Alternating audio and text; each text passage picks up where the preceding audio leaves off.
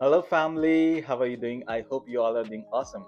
तो यार आज का वीडियो भी बहुत ज़्यादा इंटरेस्टिंग होने वाला है बिकॉज आज का जो वीडियो मेरे एक सब्सक्राइबर के कमेंट से मैंने लिया है। उसने मुझसे पूछा है कि यार आपने लास्ट वीडियो में पहले उसने मुझे थैंक्स बोला है कि आपने बहुत अच्छा बताया कि इंडिया से कनाडा कैसे मूव हुए, बट आपने ये नहीं बताया कि यहाँ मूव होने के एडवांटेजेस क्या क्या हैं। तो आज के वीडियो में आपको यही बताने वाला हूँ, यहाँ के कुछ हिडन एडवांटेजेस जो कि इंडिया में या तो मिलते नहीं हैं या बहुत ही मुश्किल से मिलते हैं।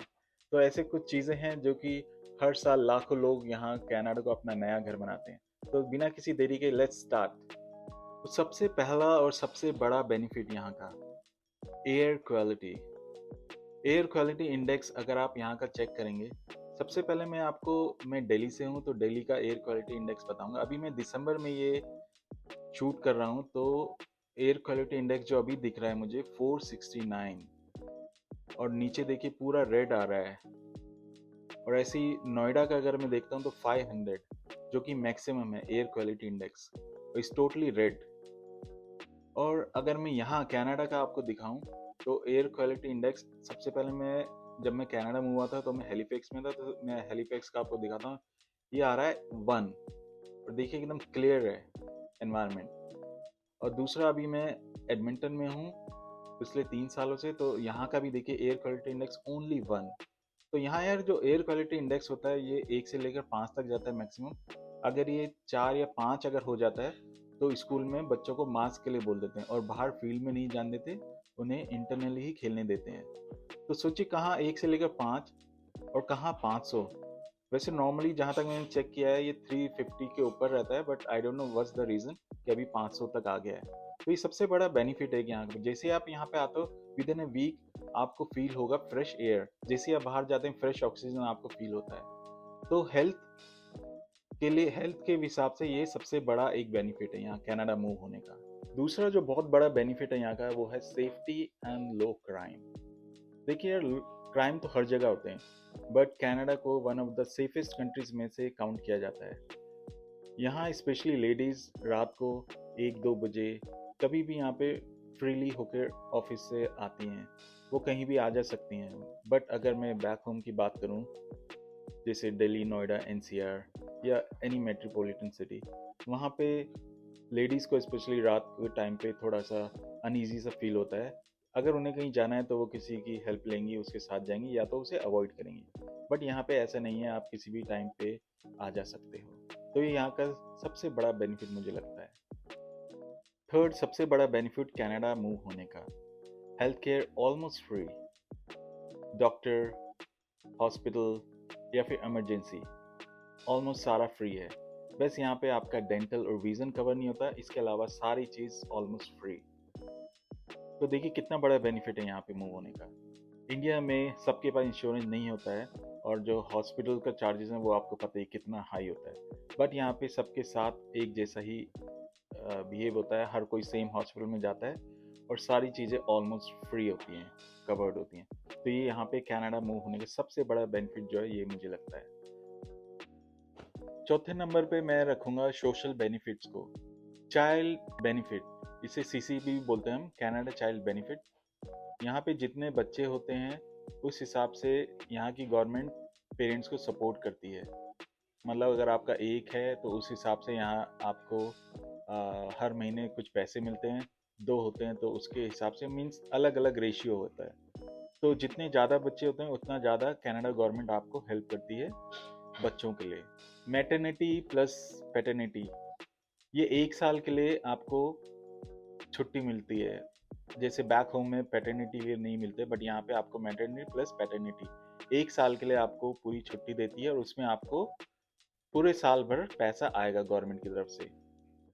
फुल पैसा नहीं आता बट फिर भी आई थिंक 40-50% पैसा आता है जितना आप कमाते हो।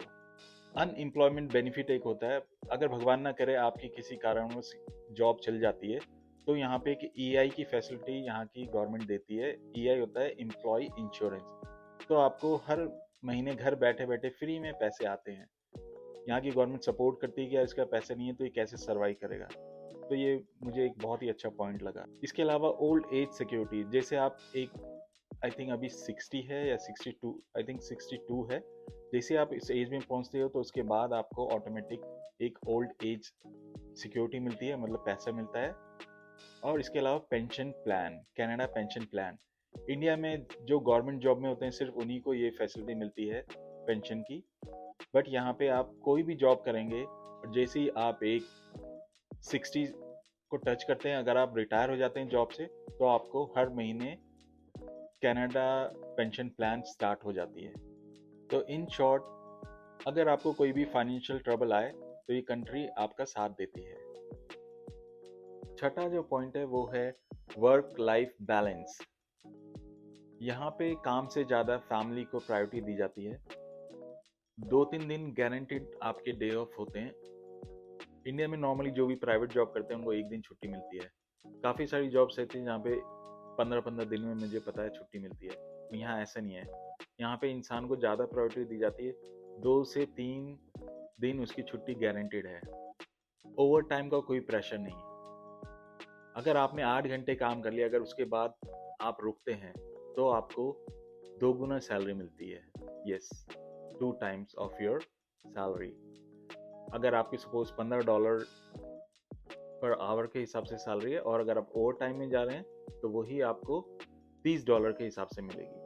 पेड वेकेशन, यहाँ पे अगर आप वेकेशन में जाते हो तो वो पेड होता है।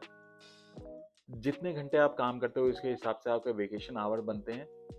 तो आप जब भी मान लो आपने 1-2 साल किसी कंपनी को दे दिए, तो आप अगर छुट्टी जाते हो 2 हफ्ते 3 हफ्ते, तो नॉर्मली वो पेड होता है। और यहाँ का ये भी बेनिफिट है कि अगर आपने मान लो किसी कंपनी में 10 साल या 15 साल काम कर लिया है और आपने वेकेशन पे के लिए अप्लाई नहीं किया है, मीन्स आपने जो वेकेशन लिए उसमें आपने कंपनी से पैसा नहीं लिया है, तो जब आप उसे कंपनी को छोड़ते हो तो आपको वेकेशन पे का पूरा पैसा एक साथ मिल जाता है। तो इट्स डिपेंड ऑन यू कि आपको कैसे चाहिए। बॉस भी रिस्पेक्टफुली काम करता है। सर मैम का कल्चर नहीं है यहाँ पे। यहाँ पे हर किसी का आप नाम लेकर बोलते हो। सातवां जो पॉइंट है वो है जॉब्स विद फेयर पे। इंडिया में क्या होता है कि जिस आदमी ने ज़्यादा पढ़ाई करी है या ज़्यादा एक्सपीरियंस है उसको जॉब्स में प्रायोरिटी दी जाती है, पर जो मिडिल क्लास बंदा है उसकी सैलरी इतनी ज़्यादा इंक्रीज नहीं होती है। अगर उसका जुगाड़ है तो ही उसकी सैलरी बढ़ती है या कहीं पे जॉब मिलती है। यहाँ पे ऐसा कुछ नहीं है।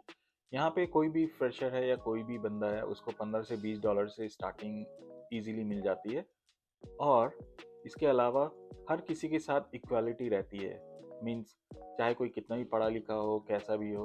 हाँ, इट डिपेंड्स कि एक्सपीरियंस ज़्यादा है तो वो किसी अच्छी जॉब के लिए अप्लाई कर सकता है। बट $15-20 एक फेयर पे होती है जिससे कि वो अपना इजीली मंथली रेंट निकाल सकता है, अपनी ग्रॉसरीज निकाल सकता है, मैक्सिमम चीज़ें वो पे कर सकता है। और यहाँ पे एचआर जो होता है सबके साथ फेयर होता है, इक्वलिटी रहती है यहाँ पे। जो भी आपका स्टाफ है वो किसी भी टाइम पे एचआर के पास जा सकता है, जो कि इंडिया में नहीं होता है। एचआर जो होता है वो अपने स्टाफ को सपोर्ट करता है इंस्टीड ऑफ कंपनी। आठवां पॉइंट रहेगा clean food, no adulteration, no mixing. यहाँ का जो पानी आता है लिटरली हम लोग टैप वाटर यूज़ करते हैं, जो कि इंडिया में बहुत ही मुश्किल है। हर घर में आरओ लगा हुआ है और जो लोग आरओ नहीं लगा सकते वो लोग या तो 20 लीटर का जार लेते हैं। बट यहाँ पे आरओ लगाने की ज़रूरत नहीं है, कोई भी यहाँ पे आरओ नहीं लगाता है। डायरेक्टली टैप वाटर किचन से आप यूज़ कर सकते हो और उसे पी सकते हो। इवन होटल्स, रेस्टोरेंट, कहीं पे भी आप जाओगे कहीं पे भी आरओ नहीं लगाते। स्कूल्स, हॉस्पिटल, कहीं पे भी आरओ नहीं होता है। सिर्फ आप ड्रिंकिंग वाटर कहीं से ले सकते हो विदाउट एनी आरओ। तो एकदम क्लीन आपको मिलेगा पानी। ऐसे ही खाने का आप डेयरी, मीट, ग्रॉसरी कुछ भी आप लेते हैं तो वो एकदम टेस्टेड होता है वो। तो नो एडल्ट्रेशन, नो मिक्सिंग। नवा जो पॉइंट है वो है stable government and zero corruption.